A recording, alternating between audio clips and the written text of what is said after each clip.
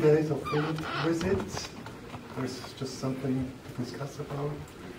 And it was a good discussion about critical topics, but also about success.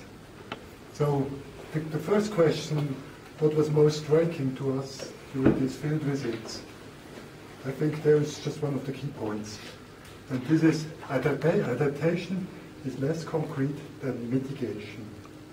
The visit yesterday, it was very complicated to see what is ongoing. You need a lot of theoretical understanding that you can follow what is going on. On the other side, just for the brick production, you see completely hands-on what the project is doing, where are the impacts. Then it was quite clear that these CC projects, they are real development projects. For both of them, it's an integrated rural development approach, but there is a specific component on climate change. What was important for all of us was this topic of sustainability. Running such a project, we cannot just talk about reduction of greenhouse gases. We have to follow all the three pillars of sustainability, which means it's the environment, it's the ecology, and it's the social issue. What was a good thing to observe? It's the level of energy, not only the level of us here, of our energy here in the room, but the level of energy of the partners, of the beneficiaries in the field. You can see there is real willingness for improvement. It was clear that there is an obvious link to food security between climate change. Most of us get just really a mindsetting, food security is really top, which is influenced by the climate. Then the second thing is the interaction with the policy. It is the incidence of public policies. You cannot just delegate everything to the local government to do the job. It needs the policy, the willingness of each level, just coming from the local to the regional, to the national level, even to the international level. To the second question, what did you find problematic or what did you find challenging? I will just go first to the problematic side. Of course, we are here in a seminar on climate change, but there are also other triggers which influence our projects. And one of the major triggers, mostly it's a taboo to talk about, it's family planning or the population growth, which induce some problems in a specific region. So it's not all about climate change, what we have seen in this project. There are also other factors with a real importance to the project. On the challenging side, it is clear adaptation. Adapt to what? And we just brought it to one point. It's to what we want to adapt. Of course, you all know we have the problem with what kind of scenarios we are using for the dimensioning of our projects.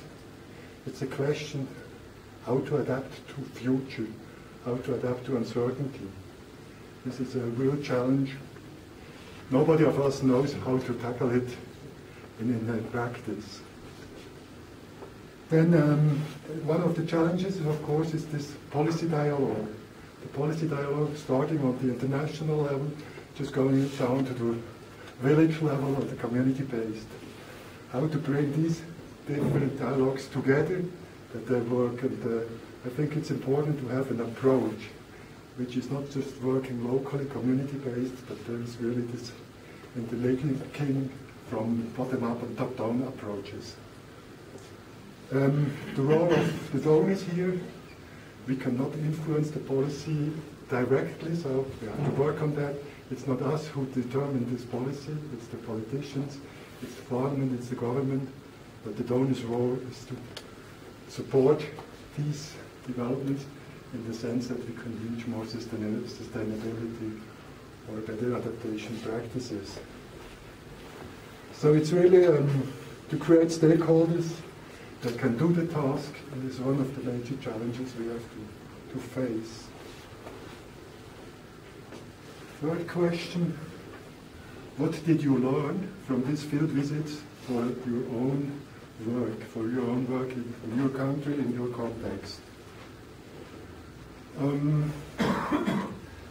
First thing which was coming out quite clearly, there is this strong interlinking between disaster risk reduction and food security and climate change mitigation and adaptation.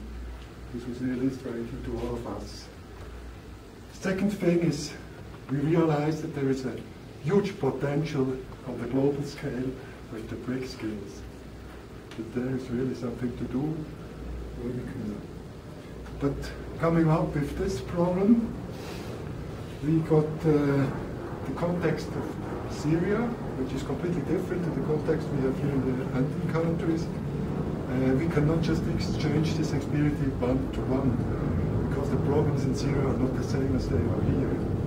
There was just the question raised, brick production is something, but going to cement production, this is another thing. And for Syria, this would be more a topic to tackle.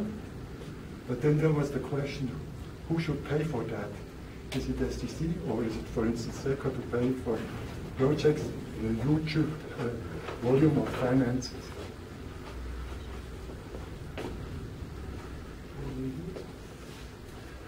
Another thing to the BRICS is the scaling out, the exit strategy in Vietnam. It's a pity that we lost Vietnam.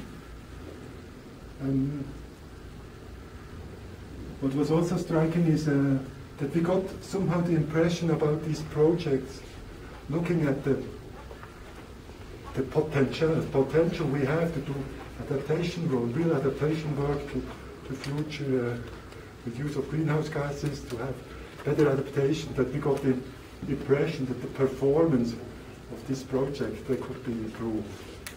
So we have to work on that, how to do more performance in our adaptation. Another thing which seems important is we have just been discussing in our group just always on the negative side of climate change. But for setting up a project, we have to see the opportunities which are coming in and to set up our projects more on opportunities offered by the climate change. For instance, new varieties of potato we can do, and of course for this it's a real need to plan according to these climate change scenarios.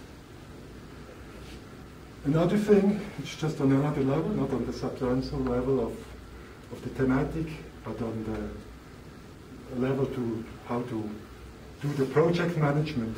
We have been quite impressed between the project management which is done by Swiss Contact with these websites.